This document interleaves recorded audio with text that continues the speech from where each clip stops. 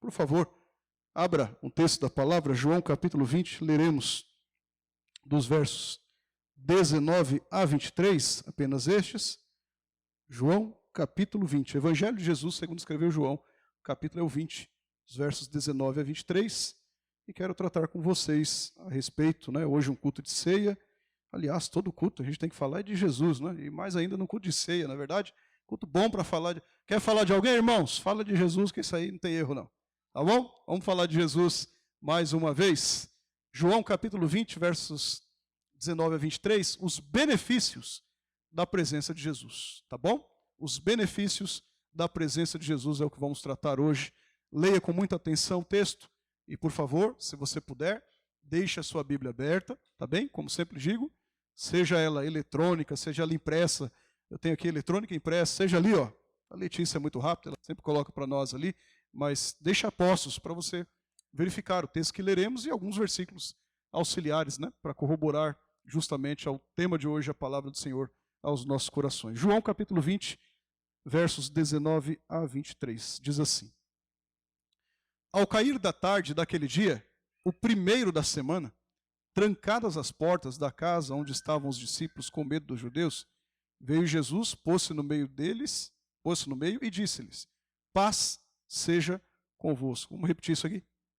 Paz seja convosco. E dizendo isso, lhes mostrou as mãos e o lado.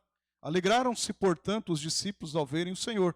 Disse-lhes, pois Jesus outra vez, de novo, paz seja convosco. Assim como o Pai me enviou, eu também vos envio. E havendo dito isso, soprou sobre eles e disse-lhes: Recebei o Espírito Santo. Se de alguns perdoardes os pecados, são-lhes perdoados. Se lhes retiverdes, são retidos. Amém?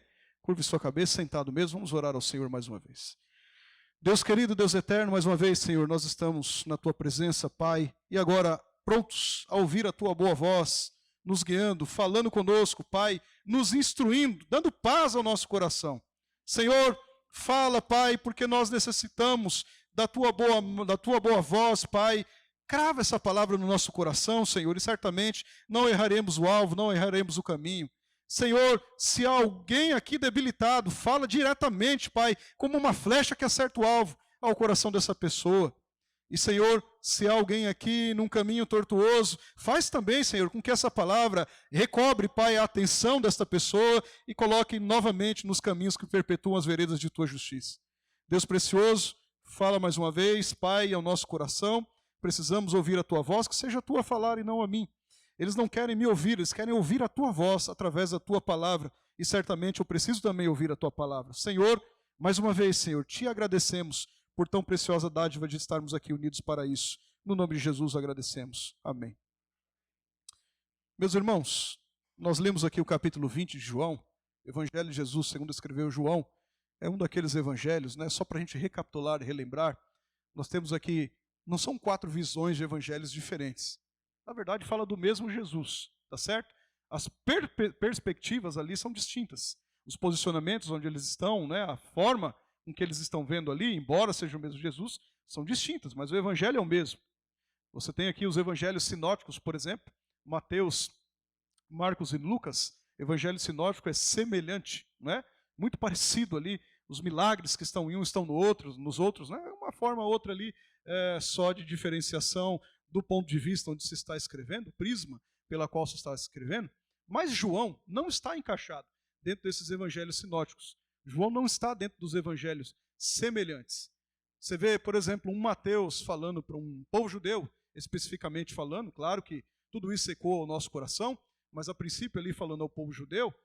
Você vê o próprio Marcos falando a um povo diretamente ali mais, tipo em romano, o Lucas ali um pouco mais detalhado, falando aos gregos, e João falando para o povão, falando para todos, tá certo? A diferença entre cada uma dessas apresentações no Evangelho, a gente vê com muita clareza, em princípio, inclusive, João, ele tende a trazer a ideia de apresentar Cristo como Deus. Se você voltar um pouquinho à Bíblia Sagrada, ali no primeiro capítulo de João, a encarnação do Verbo, primeiro capítulo, no primeiro versículo, João já diz, olha, no princípio era o verbo, e o verbo estava com Deus, e o verbo era Deus. Ele está falando de Cristo Jesus, o apresentando como Deus. Então a ideia principal de João é esta. E perceba, nós lemos um texto no capítulo 20 aqui, que está um pouquinho depois de uma oração preciosíssima que Jesus fez na Bíblia Sagrada, conhecida como oração sacerdotal.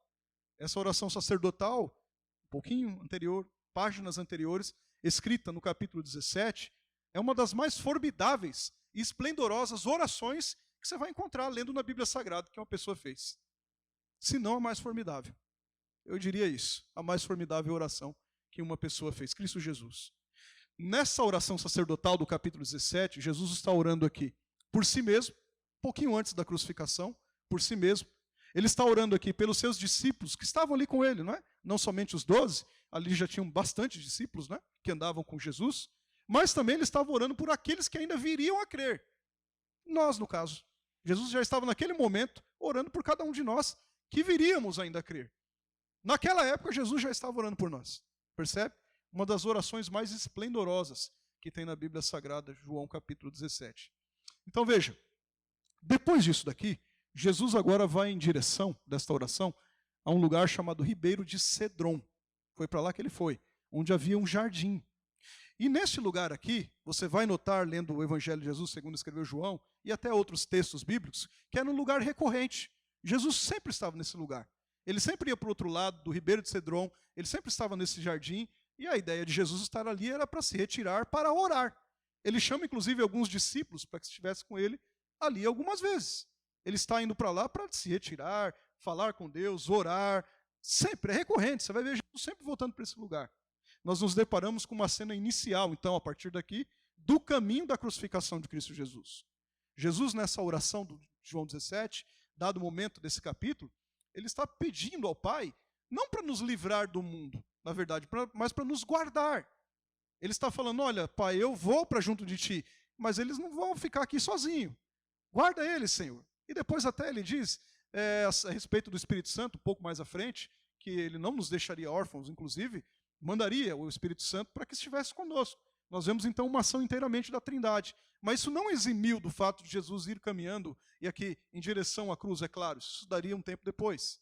No capítulo 18, veja, nós lemos o 20, no capítulo 18 de João, a gente verifica um traidor, que é o Judas, o Iscariotes, como você já o conhece, não é? Certamente já leram, e se não leram, ouviram falar, tá certo?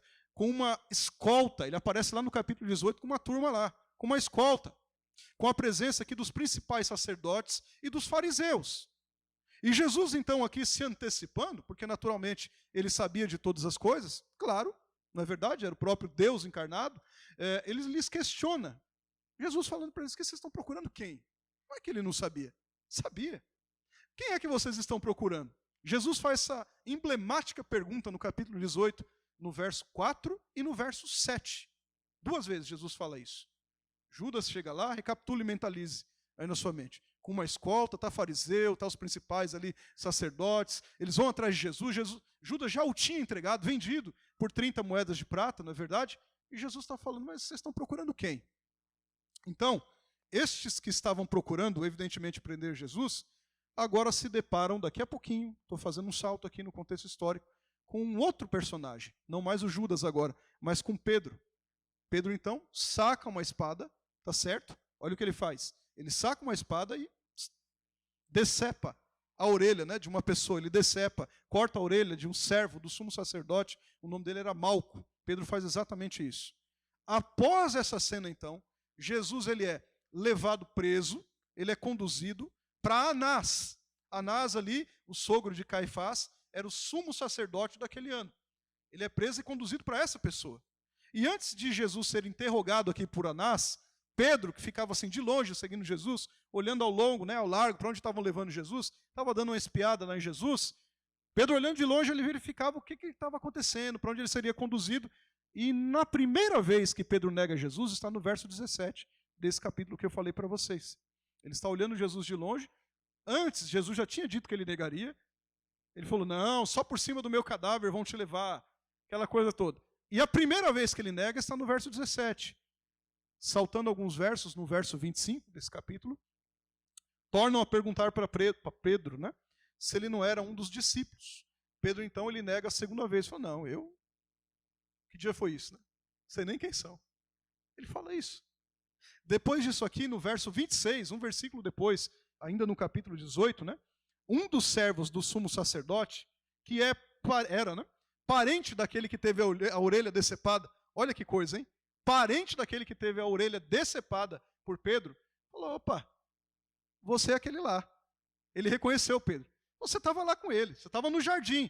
É aqui então que o Pedro, né, ele nega pela terceira vez e o galo canta. Nota, o galo não é um galo, um animal, tá certo? Tema para outro dia. Tá legal? Pedro nega então Jesus pela terceira vez. A partir daqui então, Jesus comparece agora perante Pilatos, que o interroga. O povo escolhe a soltura de Barrabás, estou resumindo bem, vocês conhecem a história. A gente entra no capítulo 19, a gente lê o relato aqui em que Jesus é açoitado pelos soldados. Ele é coroado com uma coroa de espinhos na sua cabeça, não é? Espinhos duríssimos que penetram, né, o seu crânio. Ele é esbofeteado, ele é zombado. Pilatos, por fim, encaminha Jesus para a crucificação. Jesus aqui é levado até o Calvário e sobre naqueles momentos tristes, terríveis, dolorosos, né, ele vai levando a culpa sobre si na cruz do Calvário, pregado. E por fim desfere o brado que você conhece bem. Está consumado, certo? Está feito. Pai, está entregue, está pago, tá legal? É isso que Jesus está falando ali na cruz do Calvário. Aí então a gente entra no capítulo 20, que é o capítulo que nós lemos. A gente precisa entender isso antes, senão não tem conexão do porquê que Jesus fez exatamente isso que você leu. No capítulo 20, então, é descrito a ressurreição de Jesus. Agora já não mais a crucificação. A ressurreição é descrito aqui também a aparição de Jesus a Maria Madalena, não é? Os discípulos, consequentemente falando. Uma vez Jesus aparece sem Tomé e outra vez com Tomé. Ele faz isso duas vezes. Num primeiro momento, Tomé não estava lá, tanto que ele fala, não, Jesus apareceu, será mesmo? Ele, né? Fica aquele negócio, Tomézão. E depois Jesus vai lá e aparece com Tomé lá, né? Então Jesus faz essas aparições. Depois disso daqui, então, por fim, João, ele reafirma o objetivo do Evangelho. Qual é o objetivo do Evangelho? Eu acho que muitos locais, redutos religiosos, deveriam ler o que João está falando do que era, ou do que é, o objetivo do Evangelho. Tá certo? Finalizando isso aqui, nós vamos nos ater justamente à perícope que lemos, ao texto que nós lemos. João capítulo 20, verso 19 a 23, onde certamente esses discípulos aqui, eles estavam, e você imagina, lendo um texto como esse, totalmente desesperançosos. Esses discípulos aqui, eles estavam tristes, extremamente tristes. A tristeza era uma coisa que tomava conta deles, do coração deles. Esses discípulos que andaram com Jesus, que viram, entre aspas, aí a crucificação de Jesus, porque naturalmente poucos deles, ou nenhum quase estava ali, né, no momento da crucificação, eles ficaram ali, além de tristes, inquietos. Eles estavam com o coração turbado. Nós abrimos o culto falando isso, né? Conturbados. Como que vai ser? E agora? Justamente pelo que ocorreu a Jesus. Os discípulos estavam desse jeito. Claramente aqueles estavam pensando pior.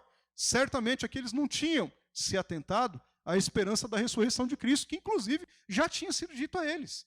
Não era nenhum segredo essa altura do campeonato. Mas eles aqui, inclusive, estavam desse jeito, totalmente desconexos com o que o próprio Jesus havia falado, a ponto de ter um medo pavoroso, um medo assim, que foge da compreensão humana, e eles se trancaram dentro de uma casa. Eles todos foram para dentro de um cômodo, numa casa, se fecharam lá, fecharam as portas. Eles estavam aqui sem a esperança, na cabeça deles, do mestre naquele momento com eles. Diferentemente de outros momentos que eles caminhavam com Jesus, viam os milagres, viam as questões mais, não é, acontecendo, os ensinos de Cristo Jesus, agora eles estavam olhando e falando, olha, e agora? Jesus morreu, a esperança se foi. Basicamente eles estavam falando isso. Queridos irmãos, dado esse ponto de contexto aqui, o que estava acontecendo, é importante dizer a vocês que todos nós, você está hoje num culto de ceia, todos nós já passamos por momentos em que nós estivemos desesperançosos. Se eu perguntasse, levanta a mão quem já teve uma desesperançazinha que seja na vida. Certamente, é bobagem perguntar isso. Todos nós, em algum momento da vida, já tivemos desesperanças. Em dado momento da vida, nós vivemos um momento, né, um cenário de extrema tristeza, ou não? qualquer que seja o momento da vida, já passamos por extrema tristeza. Momentos aqui, inclusive, que o nosso coração esteve, ou até está, pode ser que está hoje, não é? Pode ser. Totalmente esmagado. Momentos aqui de inquietação com as circunstâncias adversas, as coisas que acontecem, que deixam, às vezes, a nossa visão daquilo que nós precisamos enxergar mesmo, turva, enevoada, uma visão embaçada, não é verdade? Acontece por conta disso. Claramente aqui, muitas vezes, irmãos, nós nos deparamos a um cenário em que a nossa, e é a nossa, não é de Cristo, claro que não, a nossa incredulidade, que às vezes nós somos incrédulos, a nossa insensatez, a nossa falta de fé, e muitas vezes, faz com que nós nos esqueçamos das promessas do nosso Senhor, Salvador e Mestre. Muitas vezes acontece isso na vida dos discípulos do Senhor, como aconteceu naquele cenário. E muitas vezes, irmãos, como os discípulos, nós nos trancafiamos em nosso canto. Talvez não dentro de um cômodo de uma casa, alguns até fazem isso, mas às vezes a gente nos trancafia no nosso cantinho, no nosso mundinho. A gente fica ali, ó, com as portas do coração fechadas. Nós nos fechamos aqui no nosso ambiente. E até mesmo aqui não nos lembramos que a nossa esperança, ela morreu, sim, mas que a nossa esperança ressuscitou e está viva pelos séculos dos séculos. Às vezes é necessário o chover no molhado, sabe aquele negócio preto no branco? Falar, reafirmar, para que verdadeiramente a gente entenda isso. Saiba disso. Porque as situações que às vezes nós passamos nos fazem cegar-nos, né? Para aqueles discípulos mencionados no texto que nós lemos aqui, e não somente para eles, para outros tantos, né? Até aqueles mesmos que estavam caminhando no caminho de Emaús, a visão estava confusa. A visão estava aqui ofuscada pelas dificuldades, pelas inquietações do coração. Mas, meus irmãos, em dado momento, eles se depararam com uma coisa que muda totalmente esse cenário. Eles se depararam com a real, com a sublime, com a benéfica presença do nosso Senhor, Salvador e Mestre. Em dado momento, eles se viram privilegiados e beneficiados, os benefícios da presença de Jesus, beneficiados pela presença de Jesus. E é sobre isso, de forma objetiva, que nós trataremos então. É sobre isso que nós falaremos. Quais são os benefícios da presença de Jesus? O que nos traz de benefícios? Justamente por nós sabermos essas questões que tratamos aqui, o que falamos. Naturalmente, irmãos, em primeiro lugar, a gente nota, e com base, lógico, no texto, é a palavra do Senhor. Nós vemos que a presença de Jesus, ela nos traz um benefício que para muitos, hoje em dia, tem se perdido por aí. É o benefício da paz. A presença de Jesus nos traz o benefício da paz.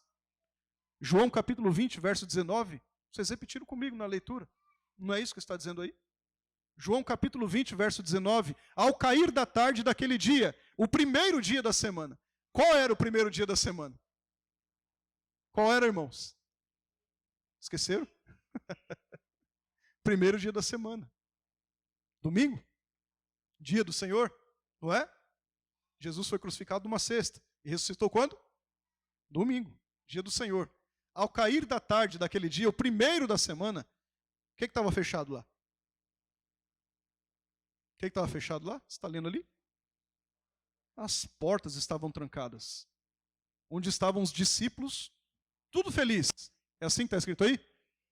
Com medo, irmãos, dos judeus. E quando eles estavam trancados, naquele dia, com medo dos judeus, quem apareceu lá? Jesus.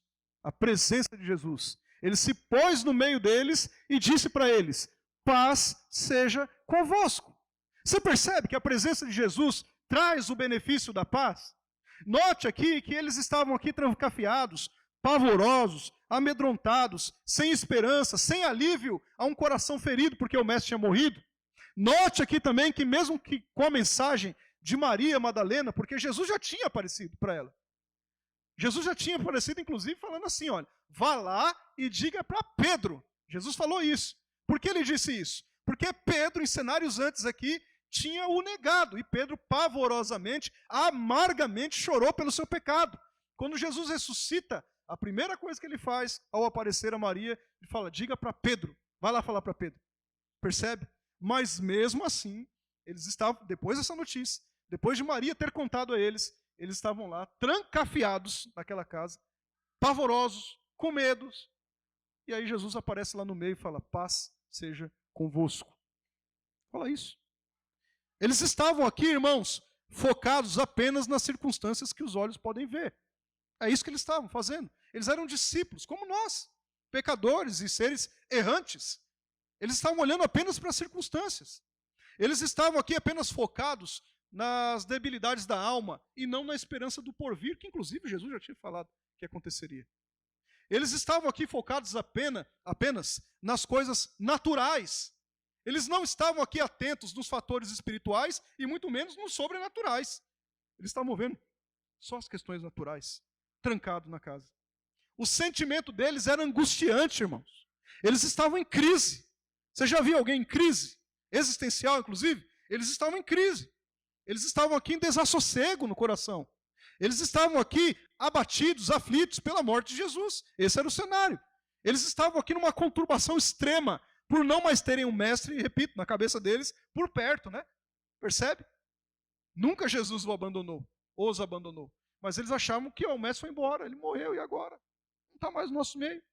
Aqueles discípulos, irmãos, eles estavam paralisados, travados pelo medo.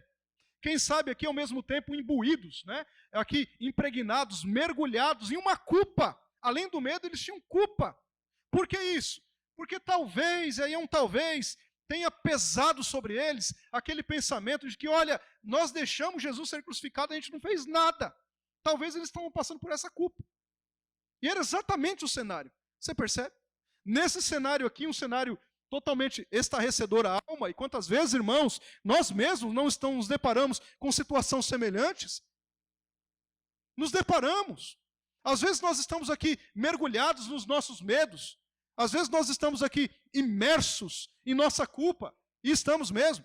Às vezes nós estamos aqui atolados, esse é o termo mesmo, no terreno movediço das debilidades. Nós estamos aqui pavorosos, nós não encontramos calmaria, às vezes ao coração, não encontramos aqui um cenário de paz para nós, às vezes acontece isso. Mas para aqueles discípulos que estavam trancados em suas tristezas, aqueles discípulos que estavam trancados em suas lamentações, em conflito por não terem mais o mestre aconselhando, curando, ensinando, por não terem mais o mestre aqui instruindo, por não terem mais a presença do mestre, de repente vem Jesus se colocando no meio deles, e a primeira coisa que Jesus faz, a primeira coisa que o mestre faz, já ressurreto, com um corpo incorruptível e imortal, ele diz, olha, paz seja convosco. Estou aqui, fiquem em paz. Ele fala exatamente isso. Naquelas incertezas que eles estavam vivendo, Jesus agora traz uma certeza, a certeza da paz. A presença de Jesus estava no meio deles novamente. Vamos colocar assim. A presença de Jesus tirou o medo daqueles discípulos. A presença de Jesus aqui restaurou a esperança daqueles discípulos, inclusive trazendo paz. Veja, meus irmãos, que conosco não é diferente, absolutamente. A presença de Jesus nos traz benefícios preciosos. Certamente a presença espiritual de Cristo, que estava com eles, está aqui também hoje, nesse momento, nesse culto, nesta mesa da ceia, é a mesa do Senhor. Ele se coloca no nosso meio, ele quebra a nossa debilidade, ele quebra a nossa insensatez, ele tira a nossa angústia aqui, ele nos dá esperança no meio da calamidade e fala assim, olha, paz seja convosco, só isso. Uma frase, paz seja convosco. Ou você não crê que Jesus está no nosso meio? A não ser que você não creia. Paz seja convosco, irmãos. A doce voz do mestre aqui naquele momento ecoou, fincou os corações que estavam debilitados ali. Meus irmãos, a presença de Jesus, ela extirpa o medo do nosso coração. A presença de Jesus aqui desencadeia na alma angustiada o contrário do pavor. A presença de Jesus aqui traz para a nossa vida não uma paz qualquer, não uma paz de um culto de domingo e acabou e depois não tem mais paz. Não é uma paz qualquer. Sabe por quê? Porque ele é o próprio príncipe da paz. Cristo Jesus. É uma paz, irmãos, não como o mundo dá, ou a Pax Romana, num conchavos de armas temporária, não é? De um tempo, não! Ele diz isso em João capítulo 14, verso 27, não é? Deixo-vos a paz, a minha paz vos dou. Não vou lá dou como o mundo dá, ou como dá o mundo. Não se turbe o vosso coração e nem se atemorize. Não tenha medo, não tenha angústia profunda na alma. A paz do Senhor, irmãos, ela nos faz compreender que Ele está vivo, que Ele ressuscitou, que Ele está conosco e que merece adoração plena. É a paz de Deus, a paz de Cristo. Uma reafirmação ao nosso coração. Ele ressuscitou e hoje Ele está te dizendo, através da sua palavra, paz seja convosco. Talvez uma frase, irmãos, nós precisaríamos ouvir nessa noite, e é esta: paz seja convosco. Só isso. No mundo que nós não temos paz, num mundo totalmente debilitado, decaído, freneticamente falando, de um lado para o outro, a gente é imbuído, é colocado no meio de um monte de furacão da vida. Ele está falando assim, ó, paz seja convosco. Vocês não se lembram que eu ressuscitei? Eu não falei que iria me ressuscitar? Ele ressuscitou. Paz seja convosco. Primeiro benefício da presença de Jesus, paz. Segundo benefício da presença de Jesus, Ele nos traz ou nos dá a alegria plena. Olha o verso 20. João capítulo 20, verso 20, texto que lemos inicialmente falando. Está escrito aí. E dizendo isto, lhes mostrou as mãos, e as mãos tinham o que lá? Furo. Morreu na cruz. E o lado. Lembra da lança que transpassou? Ele mostrou, sou eu, tá vendo? Paz seja convosco. Olha as mãos, olha o lado. E aí ele falou, alegrem-se, portanto, os discípulos ao verem, alegraram-se, portanto, os discípulos ao verem Jesus. Aconteceu isso na vida deles. Jesus chegou lá no meio e falou assim, olha, paz seja convosco. Ok, olha aqui minha mão, olha aqui o lado. Aí os discípulos que estavam tristes, estavam todos arrebentados, derrubados, o que eles fizeram? Se alegraram. Porque eles viram quem? Quem é que estava lá? Quem é que estava lá, irmãos? Senão Jesus. Eles se alegraram, porque eles viram o Senhor. A tristeza que estava sobre os discípulos, por não terem aqui a presença do Mestre naquele momento, era profunda. Profunda. A tristeza na alma aqui era incomparável. Não dá para medir, irmãos. Pois eles estavam com os corações todos amargurados. A tristeza aqui era tamanha, pois certamente eles não estavam enxergando direito as questões espirituais. Eles não estavam enxergando direito as questões corretas. Devido ao quê? A circunstância atual e momentânea. Isso cegava. Eles estavam olhando para o problema que aconteceu. Temporário. Eles estavam olhando para isso. Estavam cegos naquele momento. Por isso que eles estavam imbuídos de medo, de pavor. Realizando um paralelo com essa situação aqui.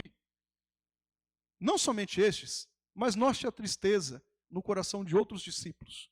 Outros que não estavam ali naquela casa trancafiada, mas estavam a caminho de Emaús. Estavam tristes também.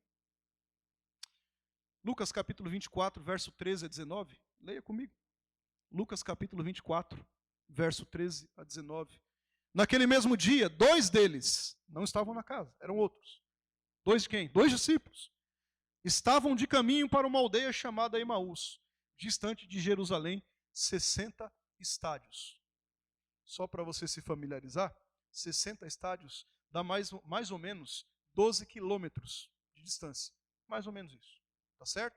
Arredondando 12 quilômetros de distância. E o texto diz, iam conversando a respeito de todas as coisas sucedidas. Aconteceu que enquanto conversavam e discutiam, quem apareceu? O próprio Jesus se aproximou e ia com eles, no caminho, para Emaús. Os seus olhos, porém, estavam como que impedidos de o reconhecer. Eles estavam olhando as circunstâncias. Percebe? Então lhes perguntou Jesus, que é isso que vos preocupa e de que ides tratando à medida que caminhais? Eles pararam felizes, entristecidos. Sabe aquele, parece um velório? Era exatamente isso. Não somente aqueles que estavam trancados, mas esses aqui também, que estavam no caminho de Emaús. Não eram só 12 discípulos nessa altura. Um, porém, chamado Cleopas, respondeu dizendo, és o único, porventura, que tendo estado em Jerusalém, ignoras as ocorrências desses últimos dias? Ora, como é que você não sabe? Ele se espantou, né? Você não está sabendo o que aconteceu? E ele disse, Jesus, né? Ele perguntou, Quais? E explicaram. O que aconteceu a Jesus, o Nazareno, que era varão, profeta, poderoso, em obras e palavras, diante de Deus e de todo o povo. E como os principais sacerdotes e as nossas autoridades o entregaram para ser condenado à morte e o crucificaram. Ora, nós esperávamos que fosse ele quem havia de redimir Israel. A gente esperava isso, mas será que é isso mesmo? Foi o que eles disseram. Mas depois de tudo isso, já é o terceiro dia desde que tais coisas sucederam. Eles estavam falando, não, eu acho que não era isso, não, perdemos tempo. Talvez fosse isso. É verdade também que algumas mulheres, eles disseram lá, das que estavam conosco, nos surpreenderam, tendo ido de madrugada ao túmulo, e não achando o corpo de Jesus, voltaram dizendo terem tido uma visão de anjos, os quais afirmaram que ele vive. Preste atenção. E já tinham recebido essa instrução. De fato, alguns dos nossos foram ao sepulcro e verificaram a exatidão do que disseram as mulheres, mas não viram. Então lhes disse Jesus, ó nécios e tardos de coração, para crer tudo o que os profetas disseram. Porventura não convinha que o Cristo padecesse e entrasse na sua glória? E começando por Moisés, discorrendo por todos os profetas. Aí foi uma aula de teologia inteirinha, né? Começando no Antigo Testamento, profetas ali, discorrendo por todos os profetas, expunha-lhes o que a seu respeito constava em todas as Escrituras. Quando se aproximaram da aldeia para onde iam, fez ele menção de passar adiante, seguir. Mas eles o constrangeram, dizendo, fica conosco, porque é tarde, e o dia já declina. E entrou para ficar com eles. Até aí, depois a gente lê mais um pouco. Vocês percebem que a tristeza não era só naqueles que estavam trancados lá dentro da casa? Perceberam? É o mesmo cenário, é um paralelo isso aqui, né? Estou lendo em Lucas. Comecei a ler em João, estou lendo em Lucas, o mesmo cenário. Mas assim, irmãos, tanto para aqueles discípulos que estavam trancafiados, trancados, que lemos no texto base, principal, como para esses discípulos a caminhos de Emaús, a presença de Jesus, tanto para aqueles como para esses, trouxe o benefício da alegria plena. A presença de Jesus trouxe o benefício da alegria completa, da alegria integral. O coração deles agora estava cheio de felicidade. O coração deles agora estava cheio de júbilo.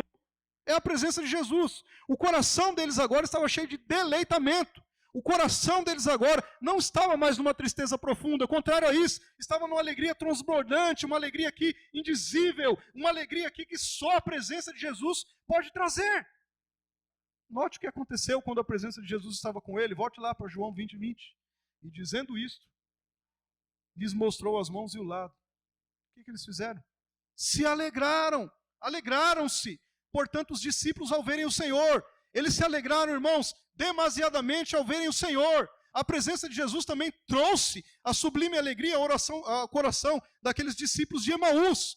Olha Lucas capítulo 24, do verso 30 ao 36. Olha que alegria ao coração por ter a presença de Jesus. E aconteceu que quando estavam à mesa, tomou ele o pão, à mesa, tomou ele o pão, e abençoou, e tendo partido, lhe deu. Então, se lhe abriram os olhos, lembra que os olhos pareciam que tinham escamas, não é? Se abriram os olhos e reconheceram, mas ele desapareceu na presença deles. E disseram um ao outro, aqueles mesmos, que estavam entristecidos, talvez, falando, não, eu acho que não vai dar certo, já é o terceiro dia, e nada, né? Olha o que eles disseram, porventura não ardia o coração quando ele, pelo caminho, nos falava, quando nos expunha as Escrituras? Na mesma hora, irmãos, se levantando, voltaram para Jerusalém, onde acharam quem? Os outros 11, os 11 que estavam dentro da casa trancados. Vocês percebem isso? Eles andaram 12 quilômetros para lá, 12 quilômetros. Estava de noite. Eles falaram, Jesus, não pelo nome, porque não sabiam quem era. Fica conosco, está tarde. Jesus ficou. No partir do pão, Jesus sumiu. Era de noite, era tarde, tinha perigos. A alegria foi tanta que eles 12 quilômetros de volta retornaram mesmo à noite. E encontraram os 11 que estavam lá com eles, os quais diziam, o Senhor ressuscitou e já apareceu a Simão. Então os dois contaram o que lhes acontecera pelo caminho e como fora por eles reconhecido no partir do pão. Falavam ainda essas coisas quando Jesus apareceu no meio deles de novo e disse, paz seja convosco. Vocês percebem o que a presença do Senhor faz? Traz alegria ao coração. Trouxe a paz, sim, mas em segundo lugar, trouxe alegria. Queridos irmãos, a presença de Jesus nos dá esse benefício. Aqueles discípulos, no primeiro dia da semana, experimentaram, eu não tenho dúvida nenhuma em falar nisso, a maior alegria de suas vidas. O seu Senhor, o seu Salvador, o seu Mestre estava vivo. E aqui novamente com eles. E esta alegria aqui era incontida, eles não podiam conter. Eles saíram pregando o Evangelho por toda parte, de tamanha alegria. Basta que você leia Marcos 16, 20. De tamanha alegria. A alegria da presença de Jesus aqui, irmãos, é contagiante. A razão da nossa alegria não é outra, mas sim Jesus, o nosso Senhor ressuscitado. Essa é a nossa alegria. A nossa alegria é saber, irmãos, sabe o quê? Que o túmulo está vazio. Essa é a nossa alegria. A nossa alegria aqui não é saber que o túmulo está vazio, porque como contam, dizem alguns aí, roubaram o corpo de Jesus, esconderam o corpo de Jesus. É um equívoco isso. A nossa alegria é saber que o túmulo está vazio e a morte não pode vencer o nosso Mestre. As trevas, o inferno não pode detê-lo. E o Cordeiro de Deus está vivo pelos séculos dos séculos. Essa é a nossa alegria. Sem a qual nem estaríamos aqui. Sem a qual nem teríamos a esperança da salvação. Meus irmãos, se a nossa alegria, ela precisa de algum subterfúgio externo, de alguma coisa externa, de uma circunstância externa, de um cenário externo, não é a alegria verdadeira que nós vivenciamos, não é. Mas a presença do Senhor nos concede sim, alegria plena, nos concede satisfação à alma, nos concede aqui regozijo genuíno, em sabermos que Ele ressuscitou, e além de ressuscitar, Ele prometeu que retornaria e buscaria a sua igreja, e é o que estamos aguardando. Mas em terceiro lugar, mais um benefício da presença de Jesus. A presença de Jesus nos traz aqui o benefício do Espírito Santo para a nossa capacitação e propagação do Evangelho genuíno. Veja os versos 21 a 23 do capítulo 20 de João. Olha o que está escrito aí. Disse-lhes, pois, Jesus outra vez, paz seja convosco.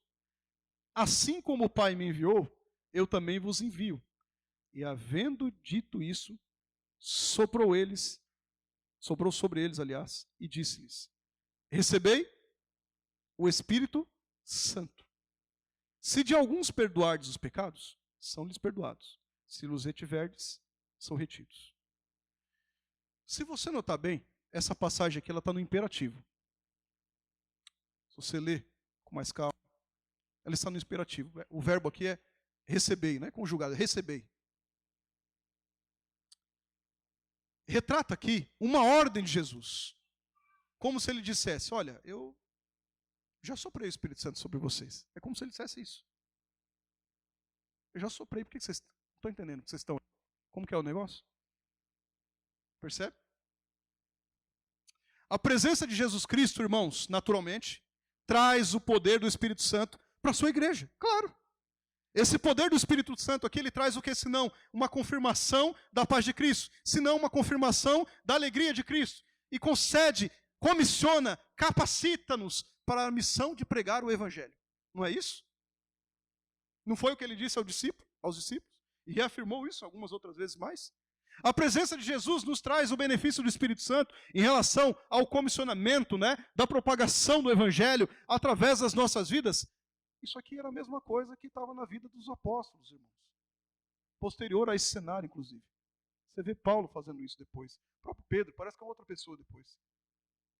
Tiago, o João. Eles não fizeram isso porque eram bons neles próprios. Absolutamente não.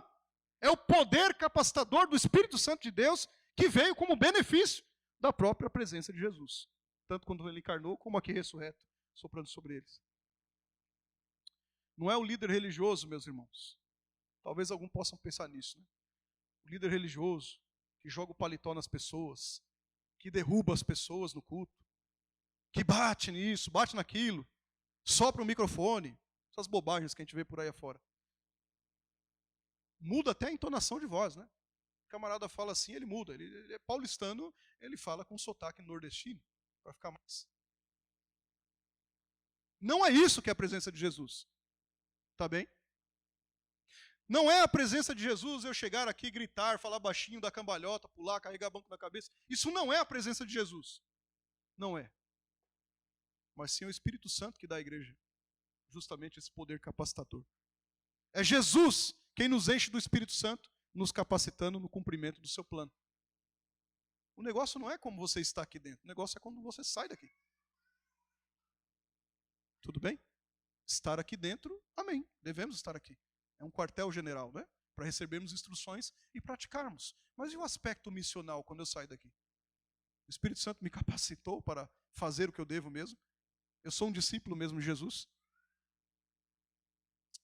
O cristão, irmãos, ele pode produzir bons frutos somente quando ele está em submissão ao Espírito Santo. Enquanto nós nos rendemos a ele, claro, né, pela ação do próprio Jesus, essas características são produzidas em nossa vida.